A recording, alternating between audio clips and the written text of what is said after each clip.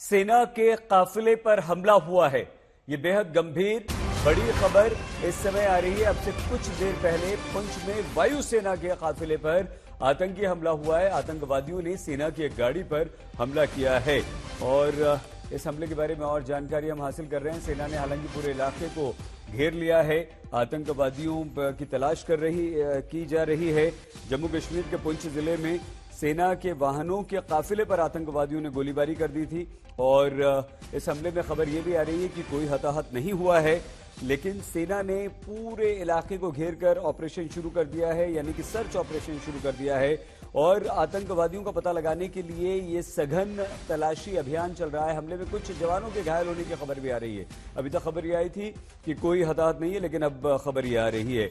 मंजीत नेगी हमारे संवाददाता इस समय हमारे साथ जुड़ चुके हैं। क्या जानकारी है मंजीत, अभी स्थिति क्या है? सईद, ये इस साल का एक पहला इसे बड़ा हमला कह सकते हैं आतंकियों की द्वारा सीधे जो सेनाओं पर किया गया। भारतीय वायुसेना की एक टुकड़ी जो ट्रेनिंग से लौट रही थी अपने गाड़ी पर, उनको गोलाबारी का निशाना बनाया गया पुंछ इलाके में।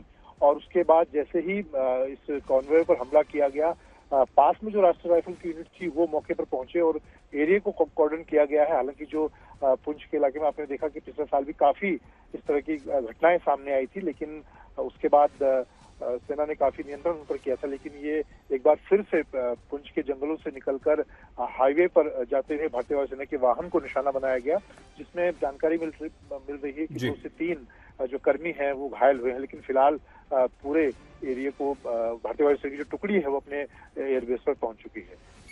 कोई गंभीर बात तो नहीं मंजीत, क्योंकि आपने बताया कि कुछ हमारे जवान जो हैं उनके घायल होने की खबर भी आ रही है।